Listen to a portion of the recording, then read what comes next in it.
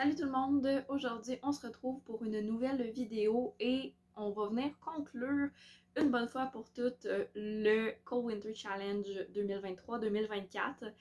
Donc, je vais un peu vous faire un bilan général, vous parler de ce que j'ai aimé, ce que j'ai fait pendant le challenge, vous sortir aussi quelques petites statistiques et on va faire un petit tier ranking aussi de mes lectures parce que j'ai vu Élise faire un peu cette formule-là pour le Pumpkin Autumn Challenge, puis j'avais trouvé ça vraiment intéressant comme manière de faire un bilan d'un challenge en général sans passer chacune des catégories. Bon, j'avais prévu ça, finalement j'ai lu ça. Ça me tente pas vraiment de faire ça parce que ça a été un peu un fiasco de ce côté-là. Mais voilà, donc c'est notre plan de match pour la vidéo et j'espère que vous allez apprécier ça. Donc, sans plus tarder, commençons ce bilan. Je vais commencer en vous parlant un peu de comment je me suis sentie dans le challenge. Donc, pour ma part, premièrement, j'ai vraiment apprécié renouer avec le challenge. Pour ceux qui sont peut-être pas au courant, j'avais participé en 2020 et ça avait un peu foiré dans patente. Donc, j'étais un peu moins à l'aise à ce moment-là sur les réseaux. J'étais peut-être dans une phase aussi qui était moins bonne personnellement dans ma vie, qui a fait que, bon, c'était plus ou moins ça. Tu sais, je suivais le challenge, mais sans vraiment le suivre. Donc, finalement, j'étais un peu dans mon cocon.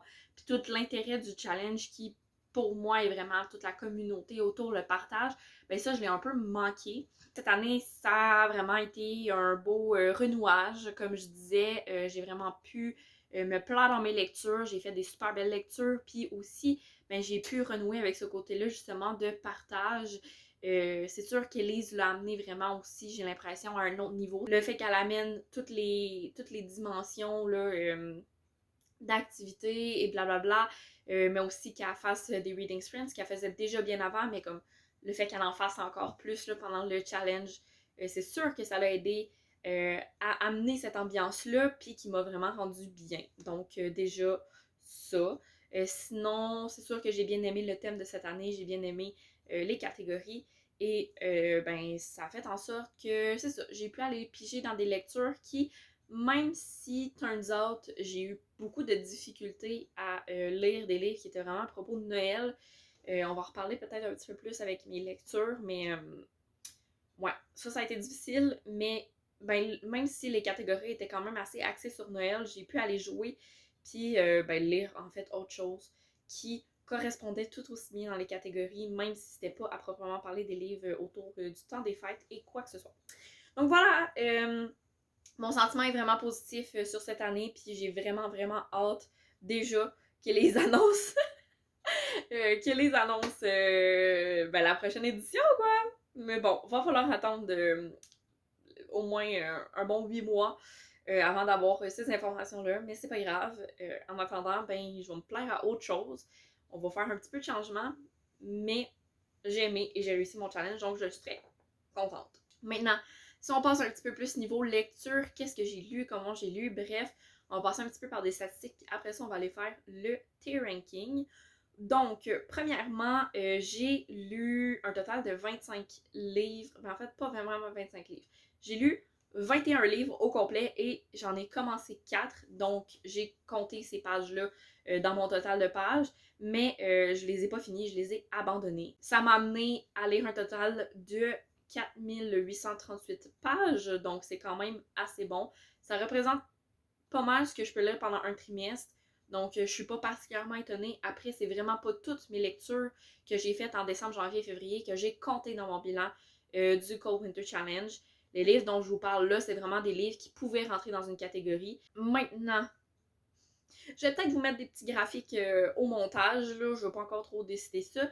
Mais voici quelques mini statistiques. Sur ces 13 catégories-là, quand je vous ai présenté M'appelle à lire, je vous ai présenté 30 livres. J'ai mentionné 30 livres que je pouvais placer par-ci par-là dans les catégories.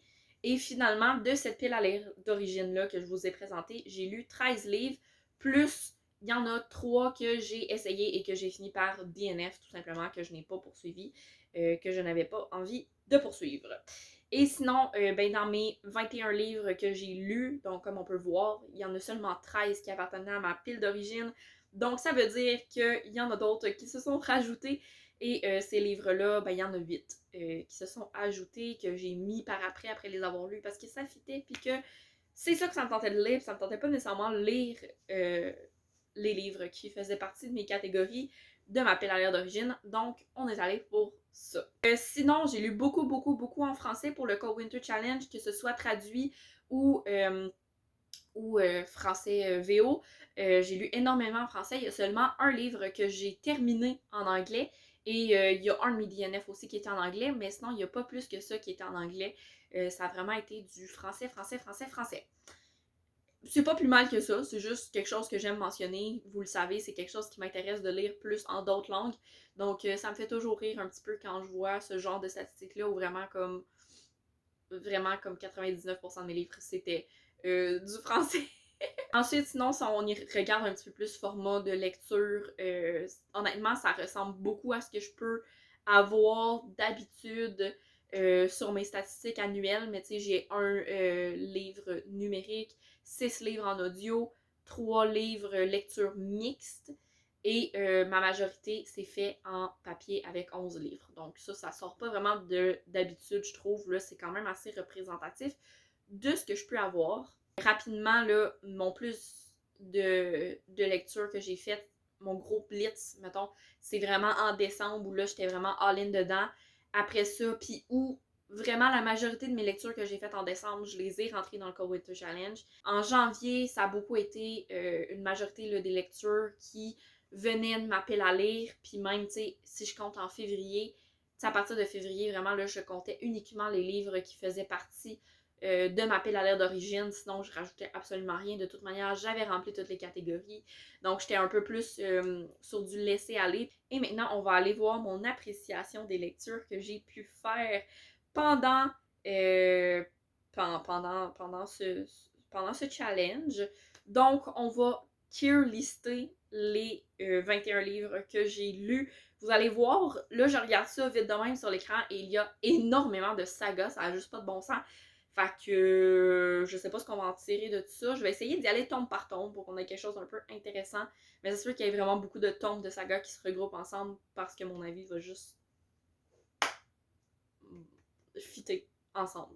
Donc, c'est parti. Le premier livre que j'ai là, vite de même. Est-ce que j'y vais en genre simili-ordre chronologique? Non, de la merde.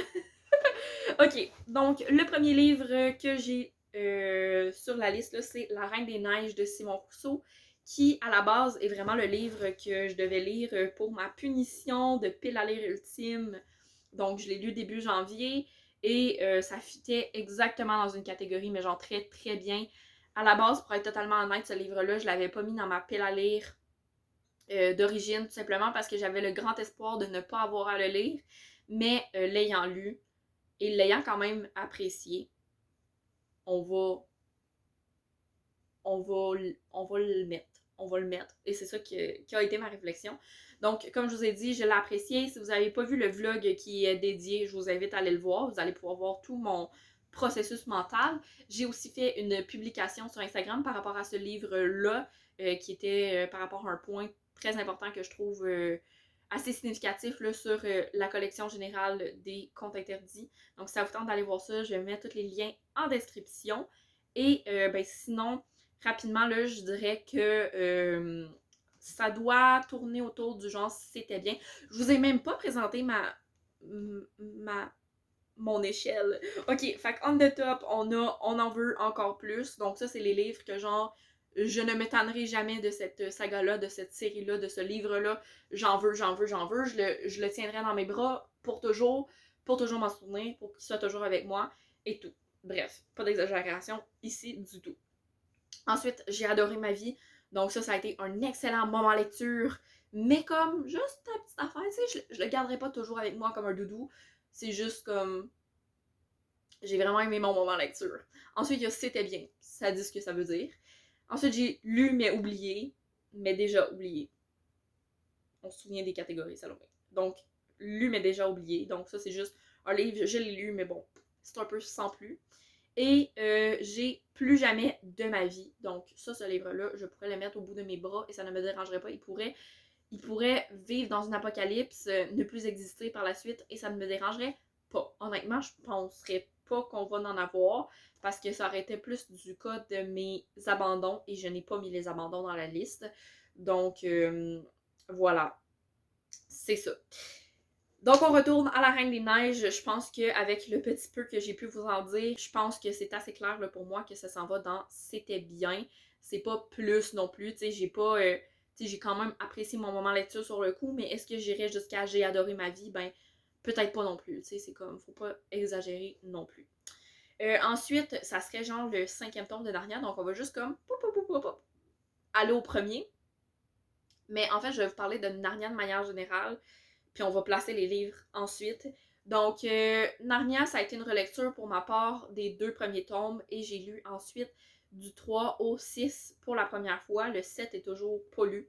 Mais voilà, j'aime beaucoup cet univers-là. Je l'adore de tout mon cœur. Puis il y a vraiment des points dans les livres que j'aime énormément, qui apportent un petit quelque chose qu'on n'a pas nécessairement dans les films, et c'est normal. Moi, vraiment, comme j'adore les films, j'adore les livres, et that's it, that's all. Je suis très à l'aise avec les 2 œuvres. Il y a un tome que j'ai moins aimé, ça a été le 3e, parce qu'on dirait qu'il est... Je sais pas, on dirait qu'il sort un petit peu de la logique de Narnia, de ce qu'on connaît de Narnia, de ce qui est vraiment intéressant de Narnia. Après, j'ai quand même aimé de manière générale. Le premier tome, en fait, je pense que je vais aller à j'ai adoré ma vie pour toute la saga, à part le 3e que je mettrais dans genre honnêtement lu mais déjà oublié parce que c'est pas le tome sur lequel je m'accroche le plus puis auquel je retiens le plus de choses. Donc, ouais, je vais y aller dans j'ai adoré ma vie pour tous les tomes de Narnia. Ça a-t-il l'allure, ça, tous les tomes de Narnia, sauf le 3? Ouais, ça a de l'allure. Fait que le 3, il s'en va là. Ça, c'est le 4, il me semble. Ça, c'est le 5. Ça, c'est le 6. Ok, donc, Narnia, j'aime. C'est ça qu'il faut en conclure. Ensuite, Ornithologie, c'est un recueil de poésie que j'aime quand même bien. Quand même bien. C'est spécial. C'est spécial. Je pense pas que ce soit nécessairement pour tout le monde. Là, dans ce cas-là, on suit un peu les oiseaux pour parler de mort, de vie, de la ligne entre les deux, de comment un être vivant peut en fait être très mort de l'intérieur. Donc, c'est vraiment très space. De toute manière, l'écriture d'M. Coblet est un peu space. Donc, ornithologie, honnêtement, je vais le mettre dans j'ai adoré ma vie. C'est quelque chose de vraiment à part. C'est ça. C'est ça. J'ai rien à dire de plus. Ensuite, honnêtement, Mémoire de la forêt, est-ce que j'ai vraiment besoin de mettre des mots là-dessus? Alors que littéralement, ça fait partie de mes coups de cœur de 2023.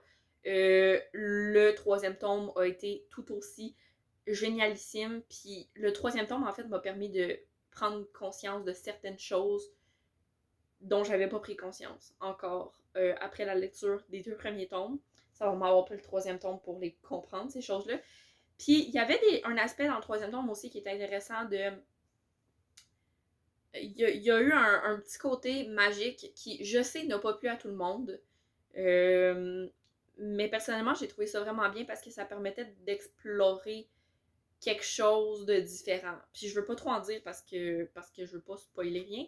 Mais voilà, fait que ça, clairement, c'est on en veut encore plus. Toujours, je vivrai pour ces livres. Ensuite, on rentre sur le gros morceau de la passe miroir. Oh là là. La passe miroir, ça vient littéralement de me créer un reading slump. Donc, positivement, dans le sens où j'ai tellement aimé ça que tout paraît faire d'à côté. Le 3e tome, je vais le mettre dans J'ai adoré ma vie. Je l'ai trouvé vraiment bien. Ça m'a vraiment remis dans le truc. Mais je me rappelle avoir vraiment préféré le 2e. T'sais, mon sentiment sur le 2e était vraiment fort. Après, est-ce que pour autant le 3e tome, c'est difficile à évaluer parce que les 2 premiers tomes, je les ai lus il y a 4 et 3 ans. Donc, j'ai lu le premier en 2020, le deuxième en 2021. Fait que ça commence à faire un certain temps, you know. Là, le troisième tome, quand même, je peux dire, tu sais, j'ai vraiment, vraiment aimé ça. Mais je pense l'avoir un peu moins aimé que le deuxième, quand même. Mais le quatrième, par contre, ça va on en veut encore plus. Ça m'a retourné le cerveau. J'ai clairement pas tout compris. Il y a clairement des aspects que ça va être au cours d'une relecture que je vais pouvoir comme plus mettre le doigt sur certaines choses. Là, je me laisse un petit temps de repos avant de le relire, mais c'est clair que cette saga-là va faire partie des relectures de ma vie. Va falloir que je le relise, là, juste pour mieux saisir. Point. Mais j'ai vraiment, vraiment, vraiment trippé. Puis clairement que le cerveau d'une personne soit capable de créer ce genre de choses-là, ça m'impressionne. Voilà. Ensuite, pour ce qui est de Petit meurtre de Noël, à la base, je me souviens que je l'avais mis genre dans une catégorie de froid polaire, genre, c'est quoi, c'est stalactite ensanglantée, something like that. Et, parce que, tu sais, Petit meurtre de Noël, tu te dis comme, non, on oublie, ok, c'est clairement une romance, avec un dessous de genre, ish, enquête, mais c'est tellement perché, pis honnêtement, là, c'est n'importe quoi, mais honnêtement, it was good. C'était comme une novella, là, fait que c'était vraiment pas long, mais ça se lisait très très bien, c'est pour ça que je l'ai mis dans C'était bien, et c'est le seul livre vraiment proprement parlé de comme Noël que j'ai pu lire, parce que, comme je vous mentionnais, là, les autres, en fait, tous les autres livres de Noël que j'ai essayé de lire, que ce soit je sais même pas comment dire, juste, je les ai toutes DNF. J'étais vraiment pas dans le mood de lecture de Noël, fait qu'à un certain point, j'ai juste même arrêté d'essayer. Fait que c'est pour ça qu'il y a beaucoup, beaucoup, mettons, de romances de Noël ou de livres qui étaient vraiment liés à Noël explicitement, ben, dans ma pile à lire de base, que j'ai finalement pas lu, parce que j'étais comme, je vais le DNF si je lis, là. Fait que rendu là, ça sert à rien d'essayer puis de perdre mon temps avec des livres que je sais qu'en ce moment, c'est pas le bon moment. Fait que c'est ça. Fait que finalement, c'est le seul livre que j'ai lu. C'est genre un des premiers livres que j'ai lu en décembre. Puis après ça, ça a été la cata pour les livres vraiment de Noël. Ensuite, de Seven Years Sleep, je sais pas à quel point ça peut être une surprise ou pas. Si vous avez vu mon vlog 24 heures, c'est dans ce cadre-là que je l'ai lu officiellement. Ensuite, je me suis dit que ça faisait un bon livre pour genre surprise parce que, tu sais, l'appartement magique, blablabla. Mais honnêtement, j'ai juste trippé sur ce livre-là. Ça a été une putain de révélation. Je comprends l'amour que les gens portent à Ashley Poston. C'est du bonbon, ce livre. Du bonbon. Cette autrice aussi a vraiment un cerveau incroyable que j'admire. Et j'ai vraiment, vraiment très, très hâte de lire The Dead Romantics. Et j'ai encore plus hâte que sa prochaine sortie arrive. Ça arrive genre quelque part en juin, je pense. J'ai hâte. Ok, j'ai hâte. Donc ça s'en va dans On en veut encore plus. Moi, là, les deux petits chouchous personnages de ce livre, je les mangerais, je les croquerais. Je les ai tellement aimés, là. Bref. Ensuite, Hiver nucléaire. Ça, c'était une petite saga bien sympathique de BD autour du Québec qui plonge dans un hiver perpétuel à cause d'un accident nucléaire. C'était vraiment bien. Après, je pense que je vais le mettre dans comme... J'hésite un peu. Je peux pas le mettre dans Lu, mais déjà oublié. C'est pas vrai que j'ai déjà oublié, mais un peu, tu sais. Je le sais pas. Non, je vais les mettre dans C'était bien. Les trois. Bon, là, j'ai mis le 2 puis le 3. Tu sais, c'est vraiment court, pis c'est peut-être le seul truc qui fait que ça va pas plus loin. Parce qu'honnêtement, le concept est... Ok, non, je vais les mettre dans Lui, mais déjà oublié. Mais c'est pas négatif, tu sais. C'est pas négatif, c'était vraiment très très bien, puis ça mérite très sa place dans C'était bien, mais c'était tellement court. Tu sais, chacun des tomes faisait une cinquantaine de pages, je pense. Non, c'est pas vrai, ça en faisait à peu près 90. Ce qui est normal pour une BD, mais tu sais, c'est comme quand t'en as juste 3, on dirait que il y a comme un petit quelque chose. En même temps, c'était vraiment attachant, puis le concept était vraiment cool. On dirait que je suis comme, je sais pas. Non, je vais laisser ça dans lui, mais déjà oublié. Non, non, non, je peux pas les laisser dans lui, mais c'est déjà oublié. Ok, on ramène ça là. Ok, on le laisse comme ça, on n'y touche plus. Ensuite, Et tombent les têtes. Je l'ai lu d'une shot, ce livre-là, et j'ai vraiment aimé pendant ma lecture. En même temps, je n'aurais pas eu la tête dedans pendant comme straight 4 heures si ça n'avait pas été le cas. Mais je pense que je vais le mettre dans lu mais déjà oublié. Je l'ai pas 100% déjà oublié puis j'ai vraiment aimé. Mais il y a comme des trucs qui m'a, tu sais, fit moins. Puis il y a des petites choses, je me souviens, j'avais accroché pendant ma lecture. Donc, c'est sûr que s'il y a une suite à ça, je vais le lire, je vais avoir du fun. Puis ça a l'air d'être parti pour, parce que c'est comme les enquêtes de la personnage principale dont je ne me souviens plus du nom. Mais, tu sais, c'est clair que je vais les lire, mais c'était pas non plus mon livre préféré du Cold Winter, là, on s'entend. Et ensuite, on termine avec les 3 tomes des Sœurs Grémillet que j'ai lus, donc les tomes 2 à 4. J'ai pas lu le 5 parce qu'il est pas disponible encore à ma bibliothèque. Je les aime vraiment, ces petites choupinettes-là. Après, je pense que je vais les mettre quand même dans Lu mais déjà oublié. Comme, je les aime beaucoup, mais honnêtement, j'y repense absolument pas. Puis, tu sais, encore là, je vais finir la série, j'ai beaucoup de plaisir à les lire, mais sans plus, quoi. Donc voilà, c'est à ça que ressemblerait ce tier ranking de mes livres. Je suis pas très étonnée qu'il n'y en ait pas dans Plus jamais de ma vie. Honnêtement, il aurait fallu que j'aie une désastreuse lecture que je termine pour en arriver là. Ça n'a pas été le cas. Donc voilà. Et ben, c'est ça qui va conclure cette vidéo bilan. Donc j'espère que vous aurez apprécié la vidéo, ce petit bilan, ce petit retour général sur comment s'est déroulé le challenge. Si c'est le cas, n'hésitez pas à liker la vidéo, ça m'encouragerait beaucoup. Vous pouvez aussi me laisser en commentaire vous, comment ça s'est passé le Cold Winter Challenge. Et si jamais vous n'avez pas participé, bien, vous pouvez me dire si jamais il y a des livres que vous avez lus, que j'ai lus aussi pendant le Cold Winter Challenge. Bref, dites-moi les livres que vous avez lus et que votre avis. Bref, on s'est compris. N'hésitez pas non plus à vous abonner à la chaîne pour être sûr de ne pas manquer la sortie des prochaines vidéos. Et sur ce, je vous souhaite une excellente journée et je vous dis à la prochaine. Bye bye!